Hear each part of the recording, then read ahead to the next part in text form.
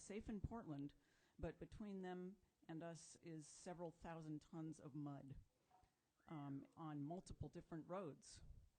Because apparently I-5 North is completely blocked by a landslide, which I think they just opened one lane a few minutes ago, which did not help them. And Oregon 30, which was the first alternate, has 2 landslides, yay! And the third alternate is to go all the way out to eastern Washington and then come back on I-90, and there's snow on the pass. So we're not going to see Sharon in winter. And we are sad. But they are safe, and they are sorry to miss us. But you're all here, and I'm here, and Nathaniel and Dogwood are here, and Tempest, and so we're going to have a great time anyway. And I'm going to start because, well, I'm here. And I have to combobulate myself just a minute. Is that a word? Yes. Exactly. Exactly. Okay. So I have a set list, which in the fine old tradition of many superb performers, I'm immediately going to start by blowing off. I've been out in Port Townsend with my elderly dad, and I got on the boat this afternoon and came across the Puget Sound, which was exciting. In mid-channel, the wind was 58 miles per hour, according to the weather station on the boat, and the boat was doing some things.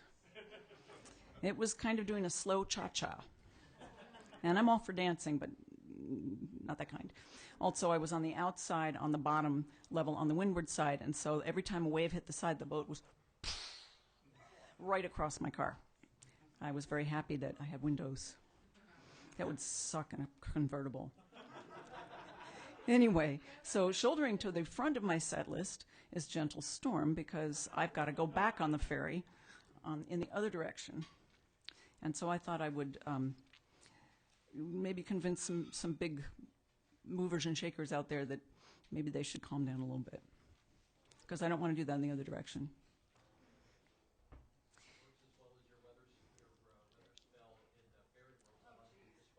Oh, sorry. Yeah, this is kind of a weather spell type song, and I have used it to call thunderstorms. Just briefly, I grew up in New England with a great love of the thunderstorm as a listening art form. And then I moved out here, and the thunderstorms were tiny and almost so infrequent as to almost be non-existent. And every once in a while, one would kind of bumble in and go, flash, rumble, sorry. And I go, no, that's great. Keep going. You've got it. You've got the idea. And the thunderstorm would go, I better not. So I wrote a love song because, well, that's encouraging, right? It's called Gentle Storm. And I'm already there.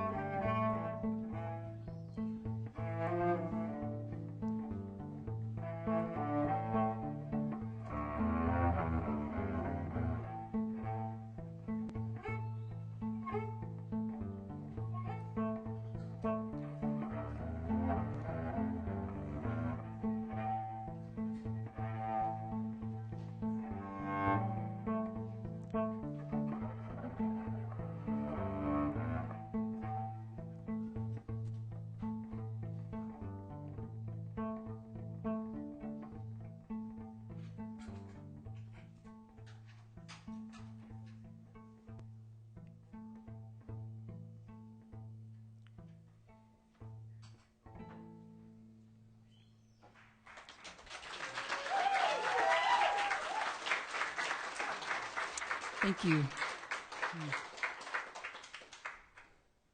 So I recognize a lot of faces here, but has anybody not seen me perform before? Wow, a lot of you guys. Okay, well then, I will take the time to explain what the heck I'm doing.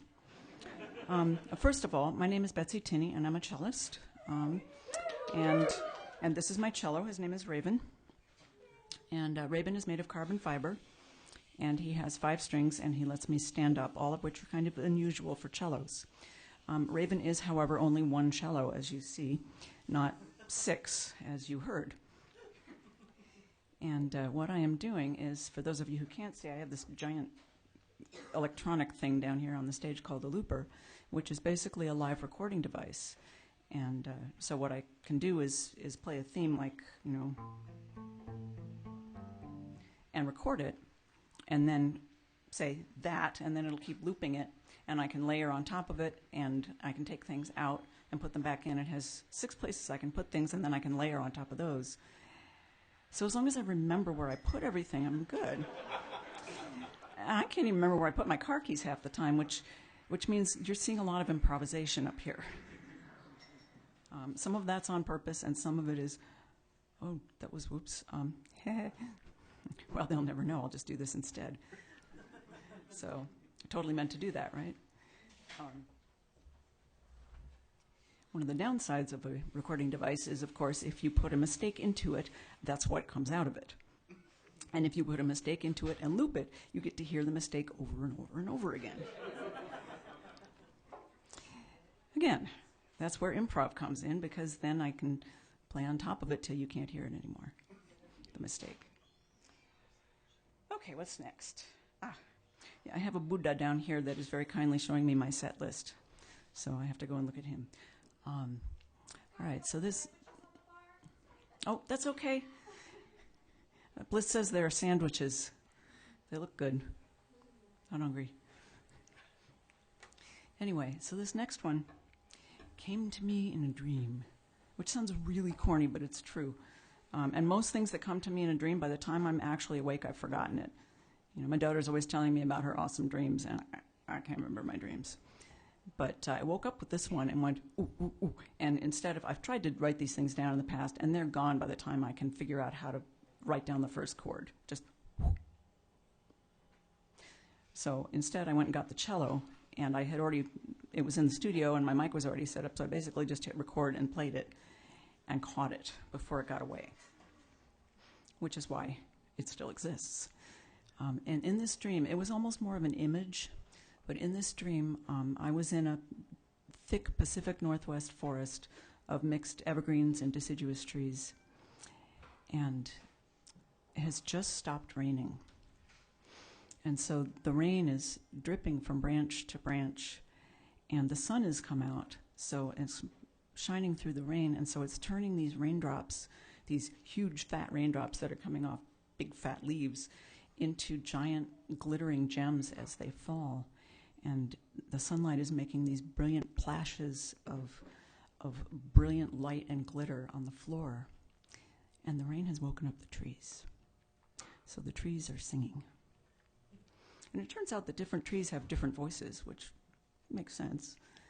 And in the song, which is called Dreaming of Trees, you can actually hear the different trees, the big, thick evergreens and smaller deciduous trees and other trees that are maybe reaching above their station. But something important I was going to tell you about that. Oh, well. No, not yet, but thank you for... oh, I know. This one is not on my album. The previous one, Gentle Storm, is on my album, which is over at our amazing merch table, which is... Tempest is waving her beautiful arms, and Tempest is sparkly. You cannot miss her. And there's all sorts of wonderful stuff at the merch table, including CDs and jewelry and prints and I don't know all what. So it's definitely a place you should stop. But this next song is not on my album because I wrote it after I was done with the album. Instead, this song is on my Patreon. And I will get into what Patreon is later because I really want to play this thing for you. But it's available online by subscription. More about that later. Right.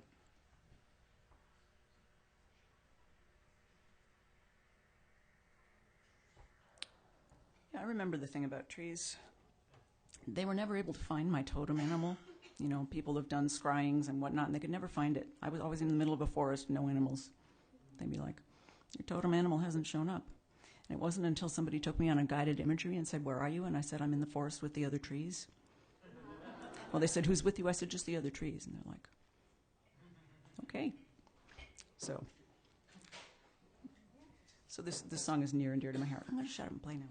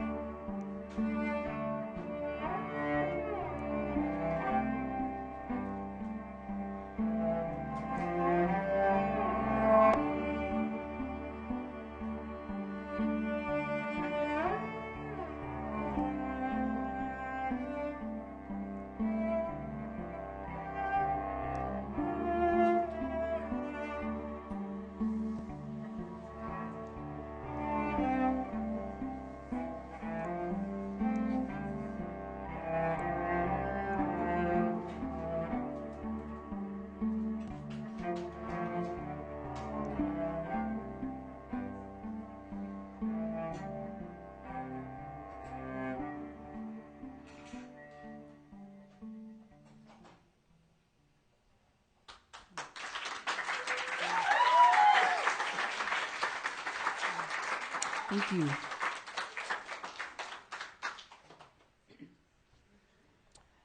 My entire output is not about weather. A lot of it, but not all of it. But there's a lot of water in it. Yeah, I'm a water sign. Also, tree. I'm not happy about all the flooding, but I'm so glad for the rain after the dry year we've been having. I'm so grateful. But wet things.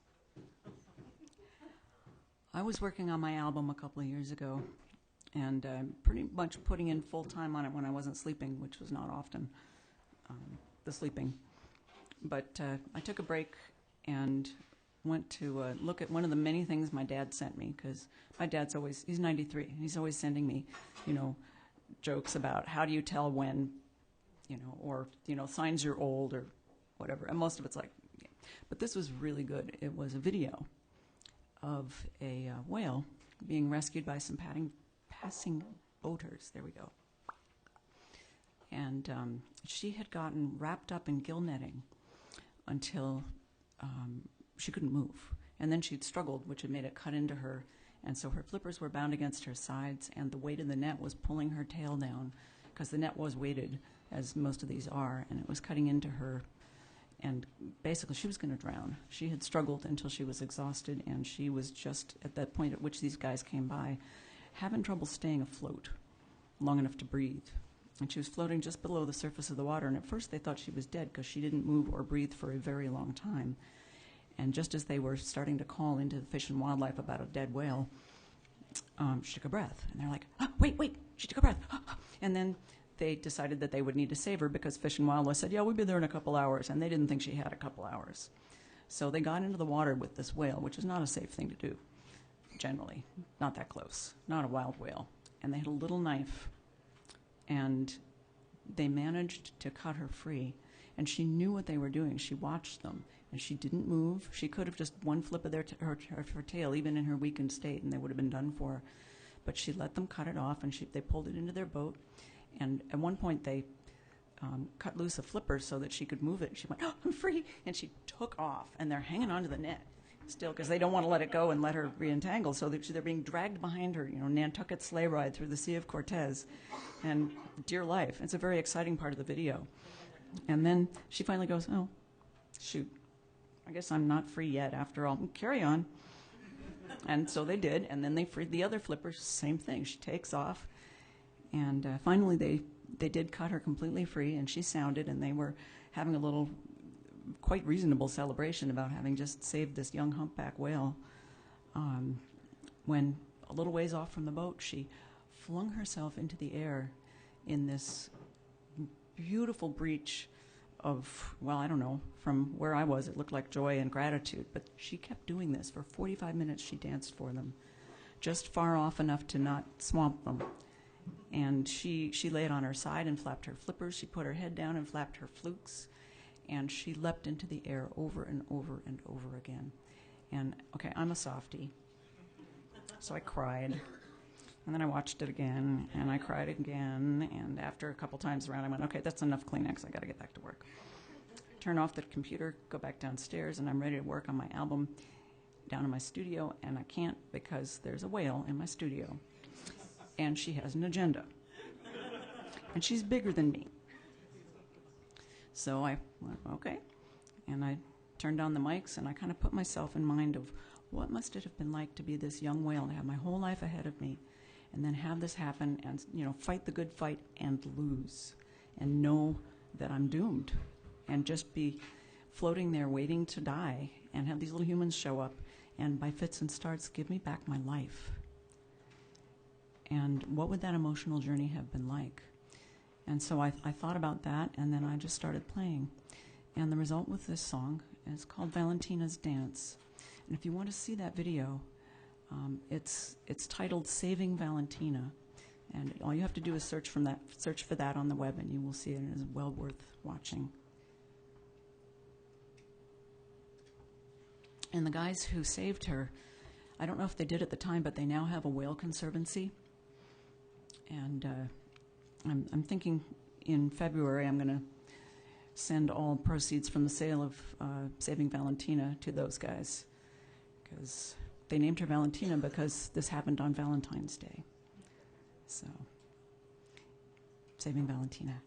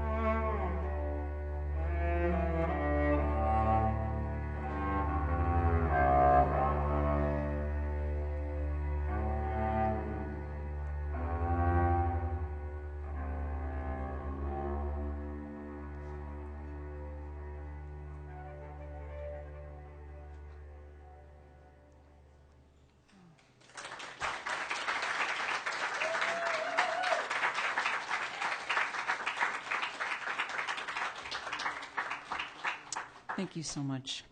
She's even a big song. She takes up twice as much space as other songs. Not counting the part where I run my mouth. Oh, I'm on my third song, and we started late, right? Okay. So this next one is brand new. It isn't entirely season appropriate, but tough. Because if I worried about that, I only get to play it one night a year. So, again, with my Patreon, what I do every month is I create a new cello piece and release it to my subscribers once a month. Not the same piece every month. I mean, different one every month. Good thing, huh? And this was my October one, and because I'm a procrastinator, I actually released it on October 31st. But it works, because that's what the piece is about. So I got to thinking, they say that skeletons get to come out and dance on Halloween night, or whichever flavor of Halloween night you like to call it. And I got to thinking, well, what about all the animals? Why do the humans get all the fun? And I was thinking, cats like to dance, and, dogs, and, and mice. And then I got to thinking about how old our house is, and how you never see mice bearing their dead out the door to bury it out in the yard. And then I got to thinking about what a heck of a party my house must be hosting every Halloween in the walls. And not to dwell on that for too long, I thought I would instead write them some dance music.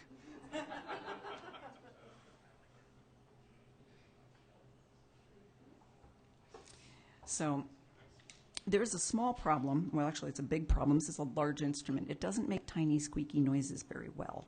Well, it does, but I like the big ones better. But I told myself that I am not a mouse. Now, when mice play this, they're going to use a cute little cello. And it is totally going to sound perfect for them, and it will be called, it is the Tiny Skeleton Shuffle. But with them, it will actually be this big. And it will sound mouse-sized. But I wouldn't be able to play something that small. I'm not very big, but still.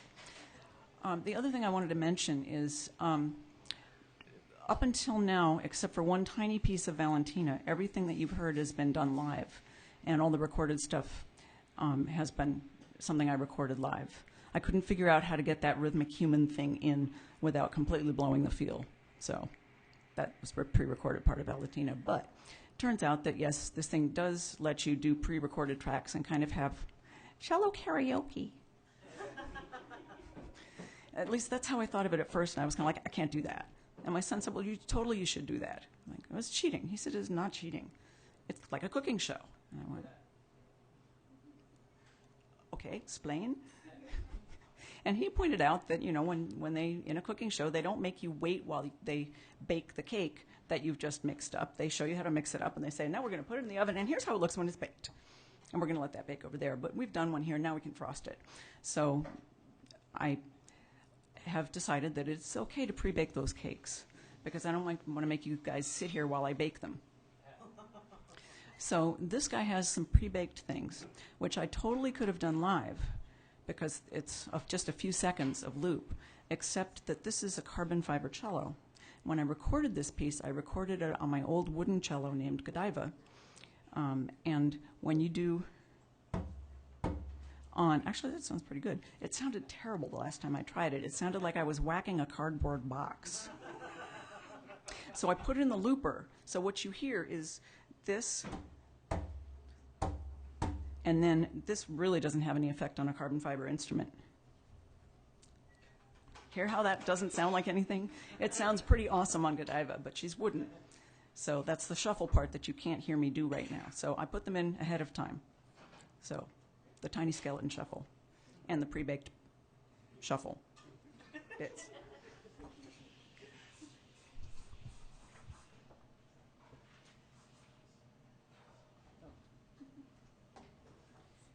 Always put on your seatbelt.